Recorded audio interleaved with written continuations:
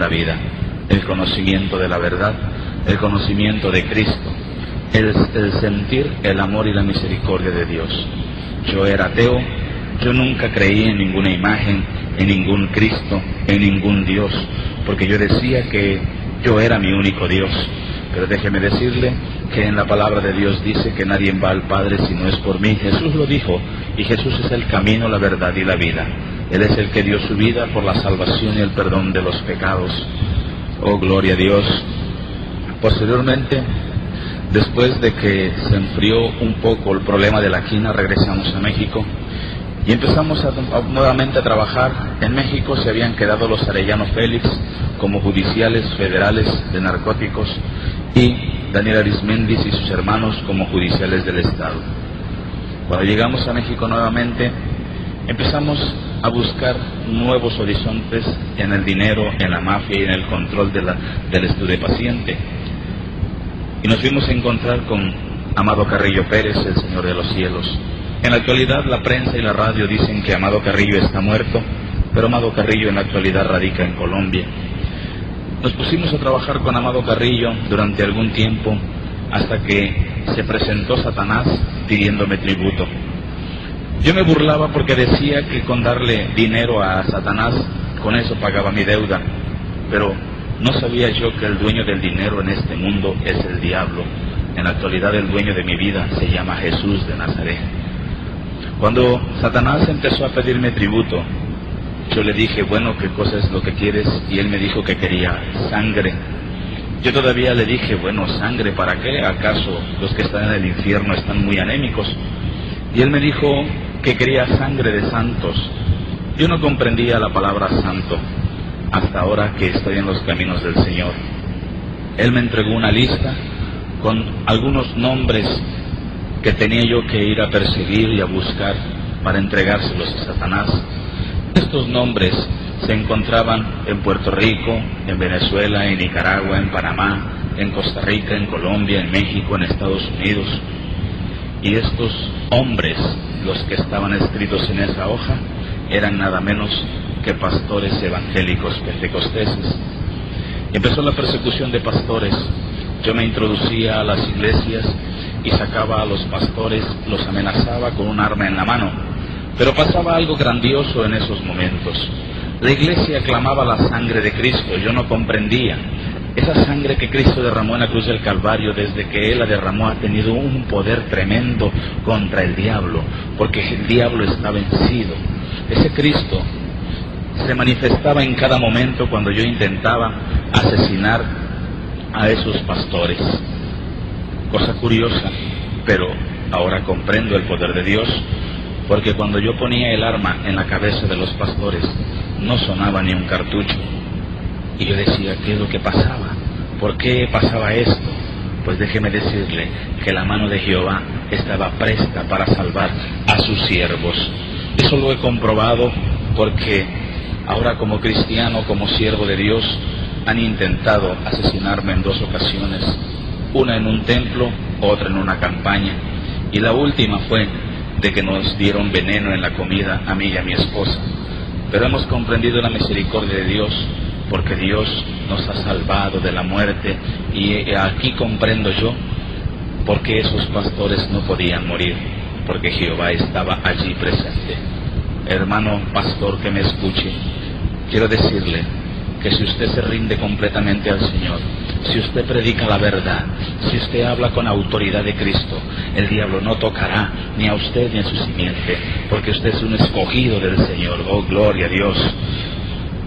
Cuando eso sucedió y no pude asesinar a los pastores, el diablo empezó a enviarme a las cárceles. Yo fui objeto de las peores torturas que existen en las cárceles. Se me tomaba preso y me guindaban en una viga con las esposas y empezaban a golpearme brutalmente hasta hacerme orinar, vomitar sangre y tirar sangre por la nariz.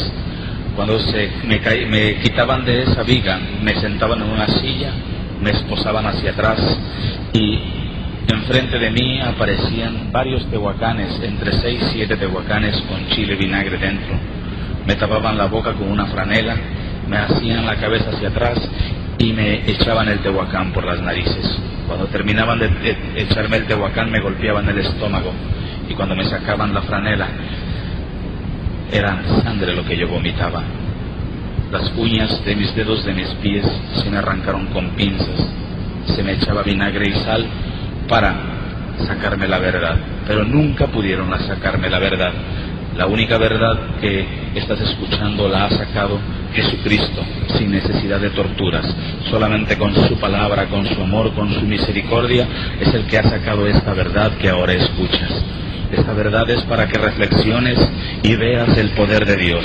Aun si no crees todavía en el poder de Dios, es para que creas que Jesucristo es el Hijo de Dios, y que Jesucristo vino a libertar al cautivo, vino a levantar al caído, vino a sanar al enfermo, porque Él es la vida, Él es la eternidad, por siempre y para siempre. Gloria a Dios.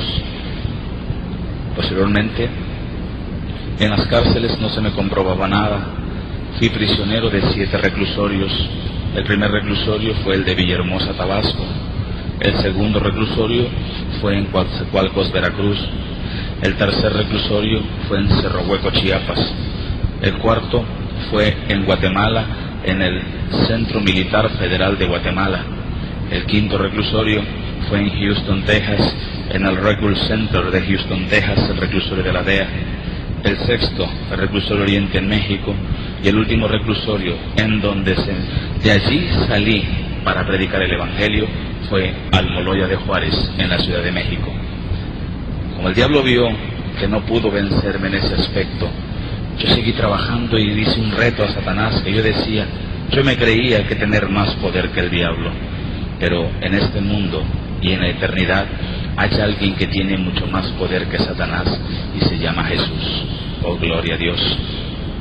Yo seguí narcotraficando con armas y contacté un negocio muy importante en Tuxtla Gutiérrez, Chiapas, el negocio del tráfico de armas. Allá en Tuxtla Gutiérrez me fui a contactar con el dirigente del Ejército Zapatista, el mejor conocido como el subcomandante Marcos. En Chiapas, el Ejército Zapatista está allí acuartelado, pero no es para darle guerra al gobierno. El Ejército Zapatista tiene otro nombre, y el verdadero nombre de este ejército se llama Sendero Luminoso. Es un ejército sudamericano que está escondido en este país, y que el clero católico lo está manteniendo, dándole alimento, dándole comida e incluso dándole dinero. El clero católico tiene al Ejército Zapatista en su mando. En San Juan Chamula, una región de Chiapas, el Ejército Zapatista cometió el crimen más atroz que usted se puede imaginar, que usted haya visto o que usted haya escuchado. Una iglesia cristiana pentecostés de 100 miembros fue arrasada por el Ejército Zapatista. La orden la dio Domingo Ruiz, primo hermano del subcomandante Marcos. En la actualidad en San Juan Chamula se vive algo tremendo. Los cristianos no pueden orar ni alabar el nombre del Señor, sino hasta en la madrugada y en lo alto de los cerros. El verdadero subcomandante Marcos se llama Samuel Ruiz, ex obispo de Tuxtla Gutiérrez, Chiapas. Chiapas estuvo a punto de perderse en inundaciones, pero la misericordia de muchos, como usted y como yo, que clamaron por la vida de los chiapanecos, Chiapas fue salvado. Y sigue la persecución. Esto significa que son principios de dolores, porque la Biblia lo indica, que la iglesia pasará principios de dolores antes del arrebatamiento.